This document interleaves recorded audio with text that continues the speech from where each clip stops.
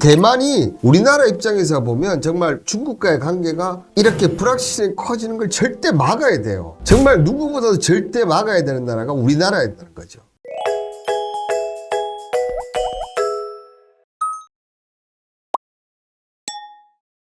여러분들을 퍼스트 클래스로 만들어줄 방송 투자캠퍼스의 홍반장입니다.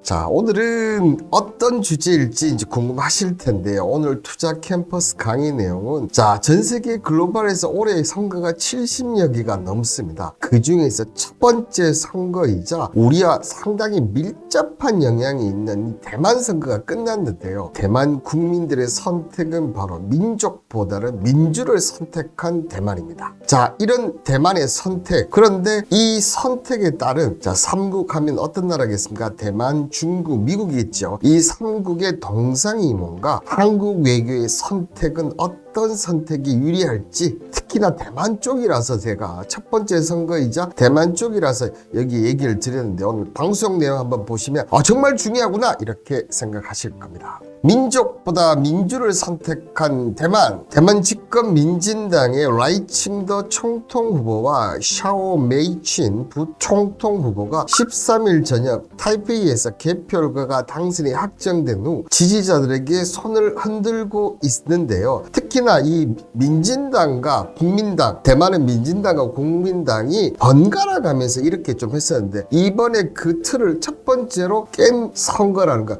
그만큼 국민의 선택이 남달랐다는 얘기죠. 그죠? 대만 해협을 둘러싼 이 미중 간 첨예한 힘기르기 와중에 미중 대리전으로 평가된 이번 대선에서 중국이 아닌 미국을 선택한 시민인데요. 어쨌든 미국을 선택하다 보니까 이 대만 해협을 둘러싼 미중 갈등의 파고는 더 높아질 전망입니다. 이번 선거에서 라이칭더 총통과 샤오 메이친 부통령 후보가 득표율이 40.05%를 기록했고요. 친중 제1당인 국민당의 허우유이 총통과 자오샤오킹 부총통 후보가는 몇 프로였냐면 33.49%. 자, 여기에 제2야당인 중도 민중당, 원래는 이렇게 국민당과 민중당 합병을 했었으면 이겼을 텐데 이게 분리가 되면서 아마 진 것으로 저는 평가가 되고 있는데, 커원제 총통과 우신호 부총동 후보가 득표율이 26.46%입니다. 앞서 지금 40.05, 33.49,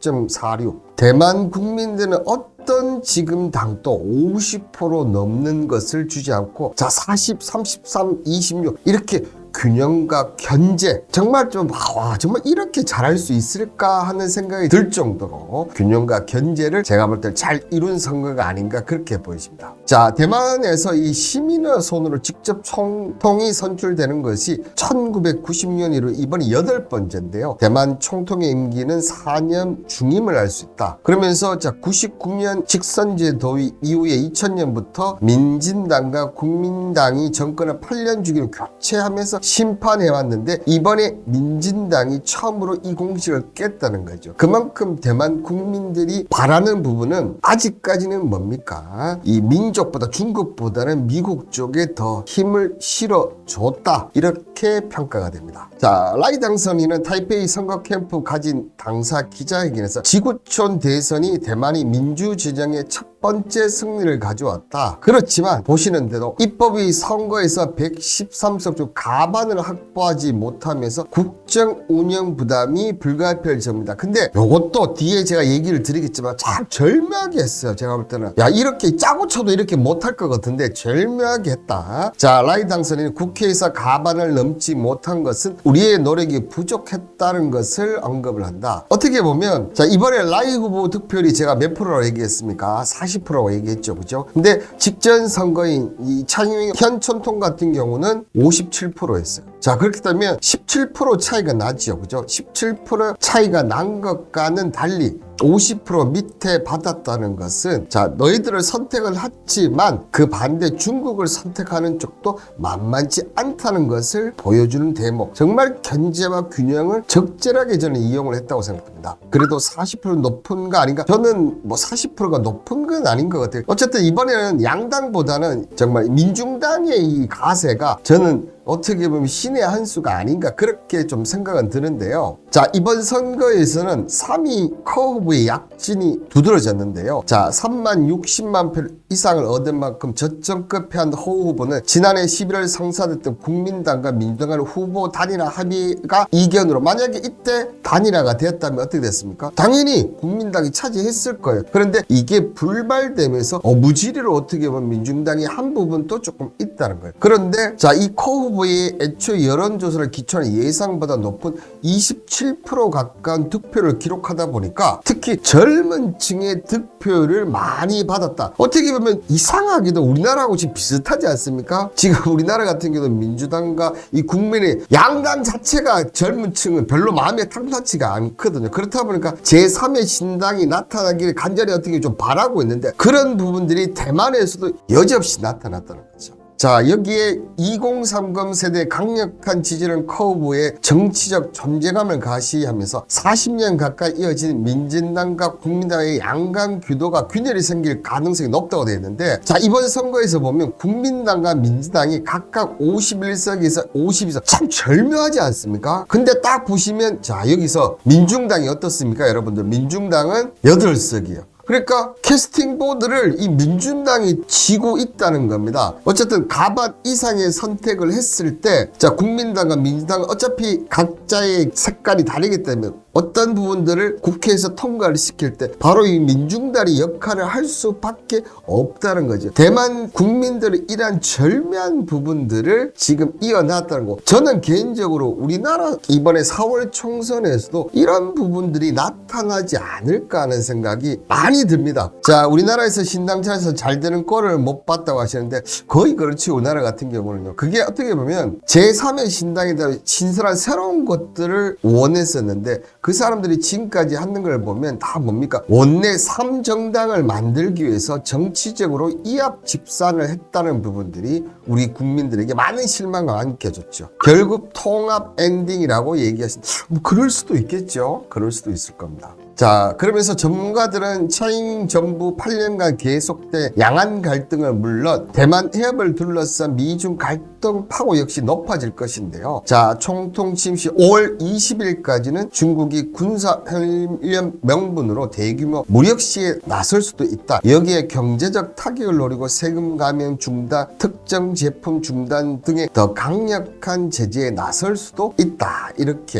일부 전문가들이 얘기를 하고 있습니다. 여기에 미 뉴욕타임스는 미국 국무원 대만 사무판 공실이 양안 관계의 기본 구도는 발전 방향에 바꿀 수 없다. 벼락근 절수가 긴장이 지속되고 필시 더 심해질 것이다. 이렇게 나오고 있고요. 자, 월스트리트 저널에서는 경제적 강화 및 안보 영역 긴장 고조, 미국의 민당 아태 지역을 불안정해 한다는 서서히 전략적 배치가 뒤따를 것이다. 이렇게 얘기가 나오고 있습니다. 어쨌든 이번 선거가 2024년 그죠, 첫 번째 지정학적 분수령이 될 것이고 미국과 중국과의 영내 영향을 둘러싼 싸움이 이어질 것으로 보이는데요. 이 관련해서 당장 격하지 않을 거란 전망도 이렇게 나오고 있습니다. 자, 그렇다면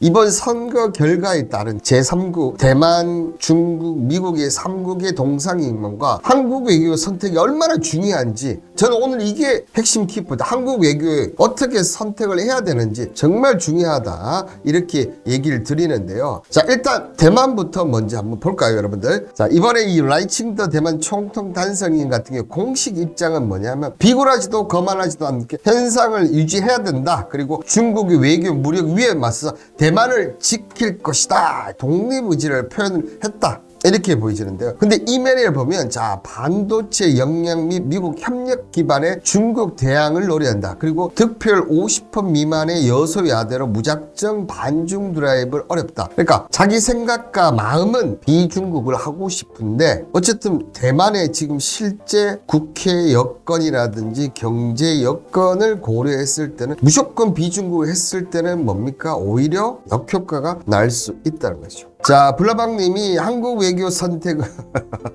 한국 외교 선택은 날리면이죠. 이렇게 얘기하셨네요. 정말 그냥 웃지요, 저는.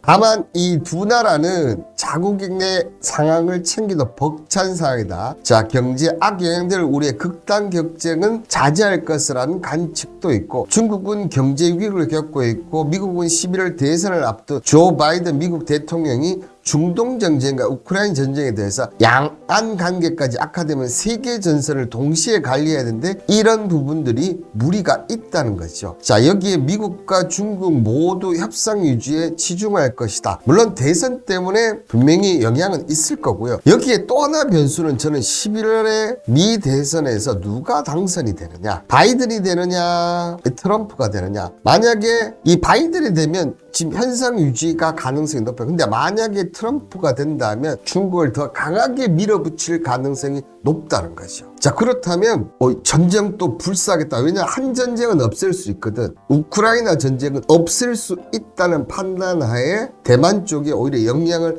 밀어줄 가능성도, 그러면서 중국을 아예 이렇게 죽이기 위한 전략 선택도 충분히 가능하다.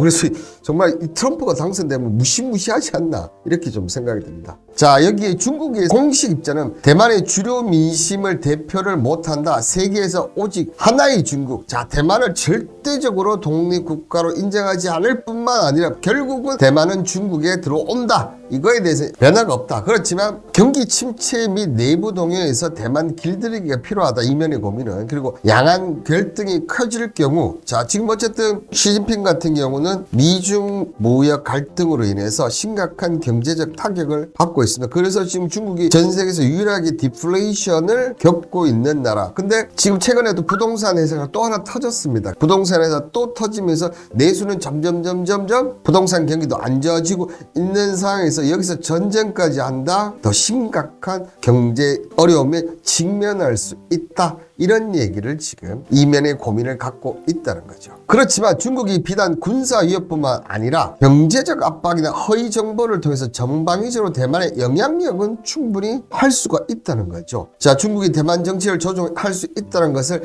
가시하면서 길들기를 계속한다. 특히나 이 중국이 대만 해협을 상선 운행을 반대하고 군사 훈련을 하면 대만에 대한 경제 제재를 거의 한 것과 마찬가지거든요. 이렇게 되면 대만 봉쇄에 나서면 전 세계 국민 총생산량의 5% 감소를 한다. 대만 해협 감소가 5% 감소하는데 세계 국내 총생산의 5% 감소, 우리나라는 몇 프로 감소하시는지 아십니까? 그거는 조금 있다가 해드리도록 하겠습니다. 자, 미국 조 바이든 지금 입장에서는 보면 민주주의에 투쟁하는 대만 모두에게 기감을 한다. 그렇지만 대만의 독립을 지지하지 않는다는 입장은 다 있습니다. 그렇지만 자, 이면의 고민은 자, 민주주의 및 반도체 공급망 최전선 방어가 이 대만이라고 보이고 11월 대선을 앞두고 양안 관계의 불화함을 확대하지 않는다. 그러니까 정치적과 경제적 이런 부분들이 다르다는 거죠. 이 경제적이나 이런 쪽이 민주주의 입장에서는 대만을 꽉 지켜야 된다. 그렇다고 해서 대만의 독립을 또 하진 않고 또 전쟁도 원하지는 않는다는 거죠. 그렇지만 경제적으로 봐도 대만은 미국 입장에서 상당한 반도체에서 특히나 중요한 위치를 차지하고 있지 않습니까? 이런 부분에서는 대만을 지켜야 된다. 그래서 만에 하나 어떤 기자가 그렇게 질문했는데 중국이 대만을 침공을 한다면 어떻게 할 것이냐 하니까 그때는 미국도 참전할 것이다. 뭐 이런 식으로 얘기는 하기는 했었습니다. 그렇지만 완전히 분리가 돼 있다는 사실, 이 부분은 지금 확실한 게 아닌가 그렇게 봅니다.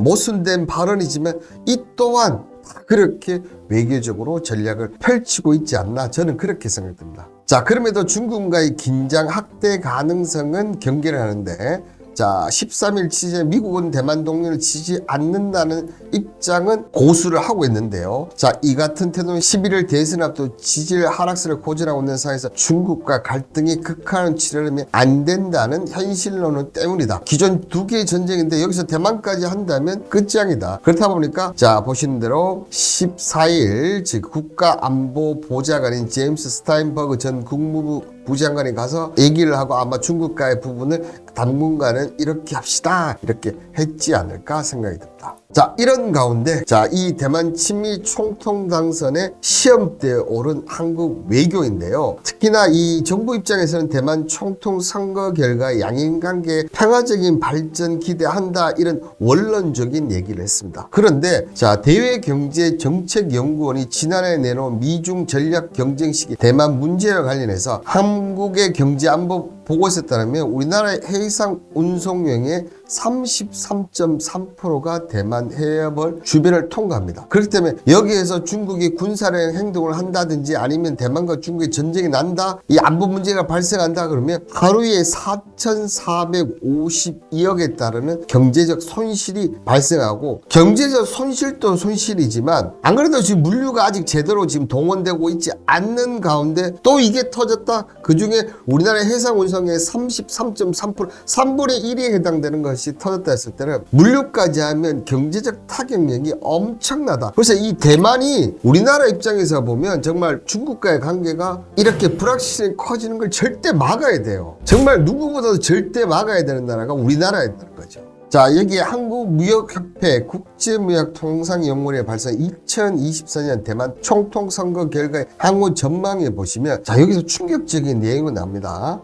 물론 현 상태를 유지할 가능성이 높다고 예상을 하지만 대만에서 무력 충돌 시 최악의 경우에 한국의 국내 총생산 GDP 감소율이 마이너스 23.3%로 대만 마이너스 40%, 다음으로 가장 큰 경제적 피해를 입는 나라가 우리나라입니다, 여러분들. 그냥 먼 나라 이웃들이 중국하고 대만이 싸우는데 우리가 무슨 상관이야, 그게 아니고 여기 싸우면 우리나라가 대만 다음으로 가장 큰 타격을 받는 나라라는 얘기입니다. 그렇기 때문에 어떻게든 전쟁이 안 나는 것이 우리나라에서는 최선의 결과라는 겁니다.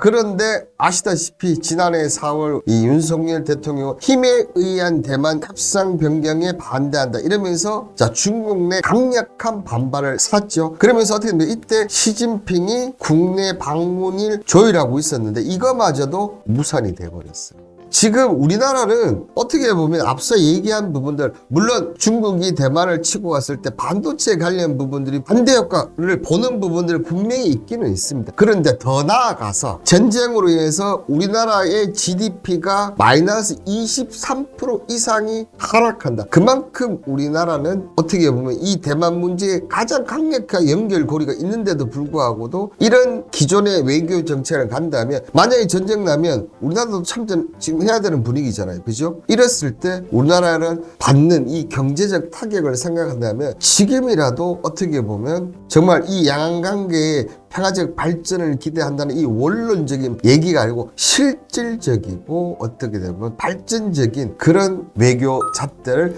가져야 되는 게 아닌가, 그렇게 얘기를 드리도록 하겠습니다.